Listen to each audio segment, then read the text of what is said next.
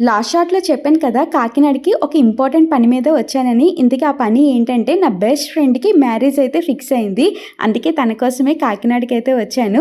మాది చిన్నప్పటి ఫ్రెండ్‌షిప్ అని చెప్పను కానీ, మా ఇద్దరి ఫ్రెండ్‌షిప్ బాండింగ్ 5 ఇయర్స్. ఈ 5 ఇయర్స్‌లో ఎన్నో సార్లు తిట్టుకున్నాం, గొడవలాడుకున్నాం. కానీ ఫైనల్‌గా ఇద్దరం కలిసిపోయేవాళ్ళం అనమాట. మేమిద్దరం ఏం చేసినా కలిసే చేసేవాళ్ళం. తను ఏ క్వెషన్ చదివితే నేను అదే క్వెషన్ చదివేదాన్ని. నేనెక్కడికైనా వెళ్తే తను అక్కడికే వెళ్ళేదనమాట. అలా ఇద్దరం కలిసే ఉండేవాళ్ళం. అలాగే కలిసి స్టడీస్‌ని కూడా కంప్లీట్ చేసుకున్నాం. సో, నా స్టడీస్ కంప్లీట్ అవ్వగానే నాకు మ్యారేజ్ అయితే ఫిక్స్ అయిపోయింది. కానీ తనకి మాత్రం ఇప్పుడైతే కుదిరిందనమాట. అందుకే తన కోసం అని చెప్పి కాకినాడకైతే వచ్చాను. యాక్చువల్లీ తను ఫ్యామిలీ అందరిని ఇన్వైట్ చేసిందనమాట. కాకపోతే పండక్కి మా హస్బెండ్ లీవ్ తీసుకోవడం వలన తనకి ఇప్పుడైతే లీవ్ అప్రూవ్ చేయలేదనమాట. ఇటుపక్క మా డాడీకి కూడా ఆఫీస్‌లో పర్మిషన్ ఇవ్వలేదు. అందుకే నేను, చిన్నోడు మాత్రమే తన రిసెప్షన్‌కైతే వచ్చేసాము. వచ్చినా సుఖం లేకుండా పోయింది వీడి వల్ల.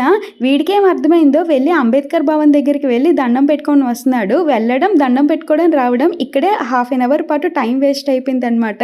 సో, ఎలాగో ఒకలా కష్టపడి ఫంక్షన్ హాల్ లోపలికైతే తీసుకొచ్చాను. సో, లోపలికి తీసుకొచ్చిన ఇదే పరిస్థితి అనమాట.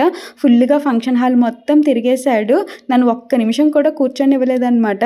ఏదైనా సరే నేను వచ్చినందుకు మాత్రం తను, వాళ్ళ ఫ్యామిలీ మెంబర్స్ చాలా హ్యాపీగా ఫీల్ అయ్యారు. అలాగే నాకు కూడా చాలా చాలా హ్యాపీగా అనిపించిందనమాట. సో, ఇంకొక గ్రేట్ న్యూస్ ఏంటి అంటే వాళ్ళ హస్బెండ్‌ది కూడా హైదరాబాదే అనమాట. సో, ఇదంతా అయిన తర్వాత తను హైదరాబాదే వస్తానన్నది. కమింగ్ సూన్ నేను తనని హైదరాబాద్‌లో మీట్ అవ్వబోతున్నాను. Once again happy married life మాదిరి. సో, ఇదంతా నా బాధ భరించలేక మా డాడీ హాఫ్ ఎన్ అవర్ ఆఫీస్‌లో పర్మిషన్ అడిగేసి ఫంక్షన్‌కైతే వచ్చారనమాట. సో, డాడీ వచ్చిన తర్వాత స్టేజ్ మీదకి వెళ్ళి ఫోటో దిగేసి తనకి గిఫ్ట్ ఇచ్చేసి ఇంటికైతే రీచ్ అయిపోయా.